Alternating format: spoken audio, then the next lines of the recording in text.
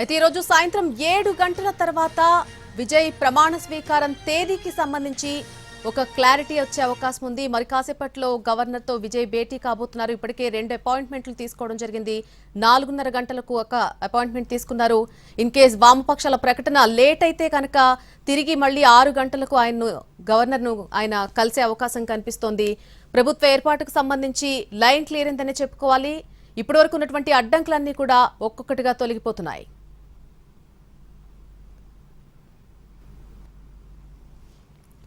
ఇదే అంశానికి సంబంధించి పూర్తి అప్డేట్స్ తెలుసుకుందాం. తమిళనాడు నుంచి మా ప్రతినిధి దినకర్ లైవ్ లో జాయిన్ అవుతున్నారు. దినకర్ చెప్పండి, ఈ రోజు 2 అపాయింట్మెంట్ తీసుకున్నారు. ఒకటి 4:30 గంటలకి, తర్వాత 6 గంటలకి. ఇన్ కేసు వామపక్షాలు ప్రకటన చేయకపోతే 6 గంటలకు కలిసి ఒక తేదీ క్లారిటీ వచ్చే అవకాశం కనిపిస్తోందా ఈ రోజు? ఆల్మోస్ట్ ఇవాళ కన్క్లూడ్ అవుతుంది. ఎండ్కి వచ్చింది సిచ్యువేషన్, సీన్ అంతా కూడా క్లైమాక్స్కి వచ్చిందని చెప్పుకోవచ్చు. గత 5 రోజులుగా ఉన్నటువంటి పొలిటికల్ క్లైమాక్స్ ఏదైతే ఉందో అది ఎక్స్పెక్ట్ చేస్తున్నారో అది కాసేపట్లో జరిగే అవకాశం కూడా ఉంది. ఎందుకంటే ఇప్పటికే వామపక్షాలు లేఖను మద్దతు లేఖను చూస్తున్నాం. ఎన్టీవీ ఎక్స్క్లూజివ్గా అందిస్తున్నటువంటి లేఖ అది. కమ్యూనిస్ట్ పార్టీ ఆఫ్ ఇండియా వారు తమకు ఏదైతే రిక్వెస్ట్ విజయ్ పార్టీ నుంచి వచ్చిందో దాన్ని ఎక్స్టెండ్ చేస్తున్నామని కూడా చెప్పారు. ఒకసారి చదువుతాను.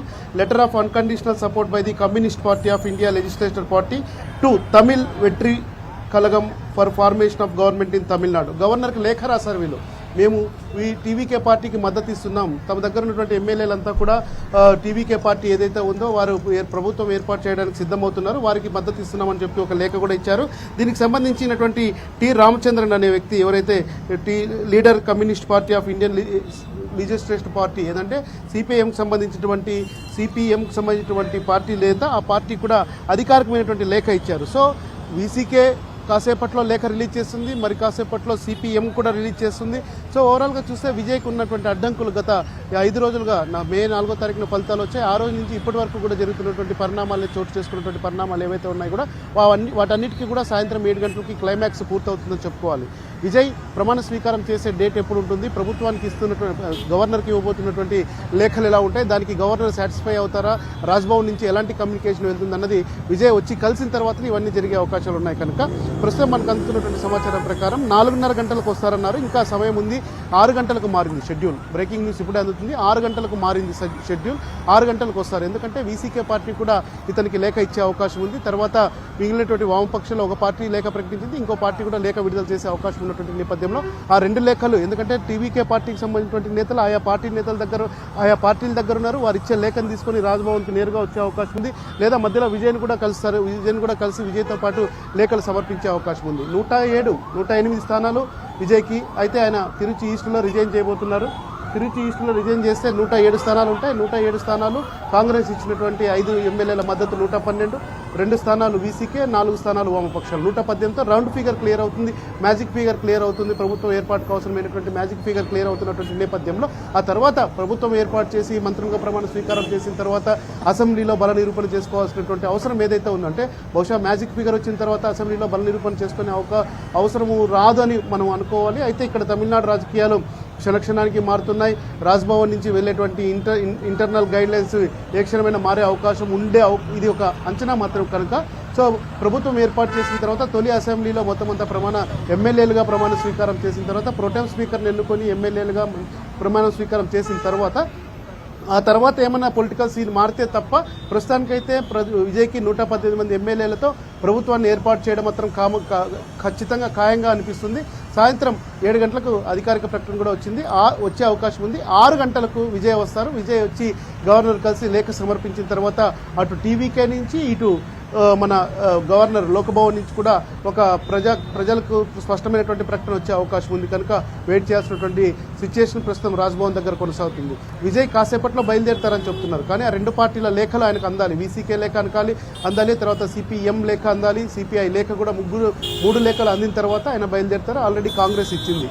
సో 118 మ్యాజిక్ ఫిగర్తో ఆయన బయలుదేరుతారు కనుక. సో 5 గంటలకు అక్కడ బయలుదేరి 6 గంటలకు ఇక్కడికి వస్తారు. ఆయన నీలాంగరైలో ఆయన నివాసంలో ఉన్నారు. అక్కడి నుంచి ఇక్కడికి రావడానికి దాదాపు 18 కిలోమీటర్ల డిస్టెన్స్ ఉంది కనుక కనీసం 45 నిమిషాల నుంచి 50 గంట వరకు సమయం పట్టే అవకాశం ఉంది. సో దేనికోసం అంటే ఇప్పుడు జరుగుతున్నటువంటి డిలే ఏదైతే ఉందో 2 అపాయింట్మెంట్స్ తీసుకోవడం, ఒకటి 4:30కి అండ్ 6 o'clockకి, కేవలం అధికారిక ప్రకటన కోసం వేచి చూడడానికేనా ఈ డిలే?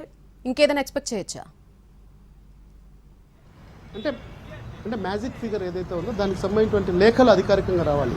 గవర్నర్ని 2 సార్లు కలిసినటువంటి విజయ్ తొలిసారి కలిసినప్పుడు తన దగ్గర 113 స్థానాలు ఉన్నాయని చెప్పి ఇచ్చాడు. రెండోసారి కలిసినప్పుడు 108 స్థానాలతో తాను సింగిల్ లార్జెస్ట్ పార్టీ అని ఇచ్చారు. అంటే ఈ లేఖ గవర్నర్కి సబ్మిట్ చేసేది ఏదంటే ప్రభుత్వ ఏర్పాటుకు ఆహ్వానించండి, తమ పార్టీని తమ సంకీర్ణ కుటుంబాన్ని సంకీర్ణ కూటమిని కూడా ఆహ్వానించమని చెప్పి గవర్నర్కి అందజేసే లేఖ ఏదైతే ఉంటుందో ఆ లేఖలో తొలిసారి 113 అని చెప్పి 113 అని యాడ్ చేశారు, రెండోసారి 108 అని యాడ్ చేశారు.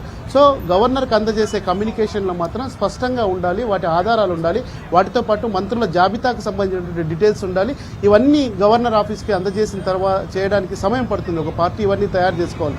ఇంత రాజకీయ సిచ్యుయేషన్, రాజకీయ ఇబ్బందులు, పరిణామాలు జరుగుతున్నటువంటి నేపథ్యంలో టీవీకే పార్టీ యొక్క అనుభవం చాలా తక్కువ. ఇప్పటికీ కాంగ్రెస్ పార్టీకి సంబంధించినటువంటి నేతల మధ్య సపోర్ట్ చేస్తున్నారు, కాంగ్రెస్ పార్టీకి సంబంధించినటువంటి నేతలు న్యాయపరమైన సపోర్ట్ చేస్తున్నారు, అడ్మినిస్ట్రేషన్ పరంగా టీవీకేకి సపోర్ట్ చేస్తున్నారు. సో ఇవన్నీ కూడా మరొకసారి ఇతని దగ్గరకు వచ్చి, ఎందుకంటే గవర్నర్ చాలా ఒక పక్షపాతంగా వ్యవహరిస్తున్నారనే ఆరోపణలు వస్తున్నటువంటి నేపథ్యంలో మూడోసారి కలవడానికి వెళ్ళేటప్పుడు కూడా స్పష్టమైనటువంటి ఆధారాలు, స్పష్టమైనటువంటి లేఖలో ఎలాంటి మిస్టేక్స్ లేకుండా వెళ్ళాలన్నటువంటి ఆలోచన ఉంది. మూడోసారి విజయ్ ఈసారి ఖచ్చితంగా విజయం సాధించి తర్వాత సీఎంగా ప్రమాణ స్వీకారం చేస్తాడా, లేకపోతే మళ్ళా గవర్నర్ ఏమైనా కొర్రీలు పెడతారా అన్నది మాత్రం ఆయన వచ్చి సబ్మిట్ చేసి లేఖలను బట్టి ఉంటుంది. వాటికి ఆయన కన్విన్స్ అయ్యి సాటిస్ఫై అయితేనే. ఈ మధ్య 2 పదాలు తమిళనాడు గవర్నర్ కార్యాలయం దగ్గర ఇక్కడ తమిళనాడు రాజకీయాల్లో ట్రెండ్ అయ్యాయి. ఒకటి if I am convince and satisfy me, ఈ 2 పదాలు మాత్రమే బాగా జరుగుతున్నటువంటి చర్చ. సో ఆ రెండింటికి గవర్నర్ని సాటిస్ఫై చేస్తే విజయ్కి ప్రమాణ స్వీకారానికి డేట్ ఇస్తారు. అది మనకు అందుతున్నటువంటి సమాచారం ప్రకారం సోమవారం 11వ తారీఖు, లేకపోతే విజయ్ పండితుడు ఎవరైతే ఆయన ఉన్నారో రాడాన్ పండిట్ అతను ఉన్నాడు, అతను 13వ తారీఖు అంటున్నారు. సో ఈ డేట్లన్నీ కూడా మనకు అందుతున్న సమాచారం, ఇది ఊహాగానాలు మాత్రమే.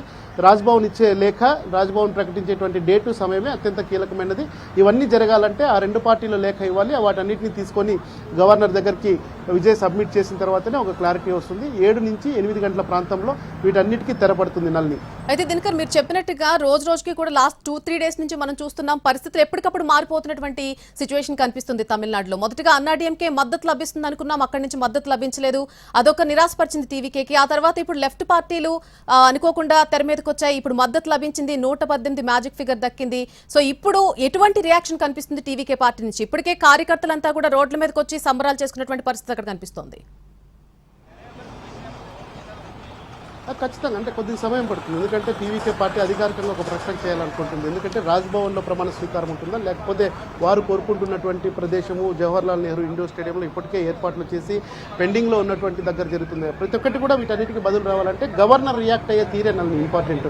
ఎందుకంటే అతను చాలా వన్ సైడెడ్గా ఉన్నటువంటి నేపథ్యంలో, అంటే రాజ్యాంగాన్ని పరిరక్షించడానికి నేను ఇక్కడ ఉన్నాను, ప్రజల తీర్పును గౌరవించడానికి నేను ఇక్కడ ఉన్నానని చెప్తూనే విజయ్ పార్టీకి సంబంధించినటువంటి నేతలతో కానీ విజయ్ ఇచ్చేటువంటి పొలిటికల్ స్టాటిస్టిక్స్ ఫిగర్తో సాటిస్ఫై లేకుండా ఉన్నటువంటి వ్యక్తి కనుక, సో ఇక్కడి నుంచి వచ్చేటువంటి ఒక ప్రకటన తర్వాతనే ప్రతిదీ ముడిపడి ఉందని చెప్పాలి. కానీ కాసేపటి కిందట కావచ్చు, ఉదయం కావచ్చు, నిన్న కూడా కావచ్చు, తమిళనాడు వ్యాప్తంగా ఉన్నటువంటి చాలా జిల్లాల్లో కూడా విజయ్ ప్రమాణ స్వీకారం చేయాలి, సీఎంగా ప్రభుత్వం ఏర్పాటు చేయాలన్నటువంటి ఒక పూజలు, ప్రత్యేకమైనటువంటి కోరికలు కూడా కోరుతూ గుడులకు, చర్చిలకి, మసీదులకు వెళ్తున్నటువంటి అభిమానులు ఉన్నారు. ఎందుకంటే అతన్ని గెలిపించిందేదే అభిమానులు. 18 ఏళ్ల వయసు నుంచి 40 ఏళ్ల వయసు ఉన్నటువంటి ఎక్కువ మంది అభిమానులు ఆయన గెలిపించారు కనుక ఏం జరుగుతుందో అన్నటువంటి ఉత్కంఠతో ఉన్నారు. సో ఒకవైపు టీవీకే పార్టీ కూడా తమ క్యాడర్కి, ఇప్పుడు క్యాడర్ అయ్యారు, ఇంతకుముందు ఫ్యాన్స్ అసోసియేషన్లు కూడా ఎలాంటి గొడవలకు దిగకూడదు, ఎలాంటి ముందస్తు సంబరాలకు వెళ్ళకూడదని స్పష్టమైనటువంటి సంకేతాలు